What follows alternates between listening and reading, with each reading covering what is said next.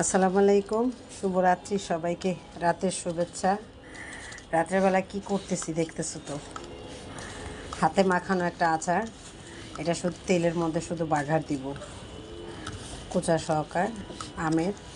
যারা খোসা সহকার পছন্দ করো তারা নিতে পারো। এটা কালকে ডেলিভারি চলে যাবে, কালকে লাস্ট। আমাদের ঢাকার মধ্যে যারা আছে তাদের ডেলিভারিটা নেওয়া হবে কালকে লাস্ট। এরপরে আর কোনো ডেলিভারি নেওয়া হবে না। মাখাইতেছি ভালো করে।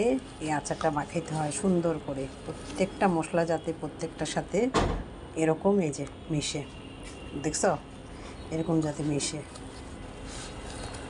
আর এই আচারটা হবে টকের পরিমাণ বেশি, যেহেতু এটা খিচুড়ি কিংবা রুটিও সাথে অনেকে খায় না, একটু আচার নিয়ে খায় ভাতের সাথে, পোলাওর সাথে।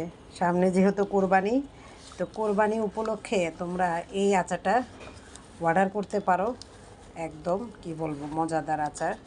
হালকা একটু মিষ্টি থাকবে, বেশি মিষ্টি থাকবে না, কারণ কোরবানির সময় মাংস খিচুড়ি এগুলোর সাথে এই আচারটা যায়।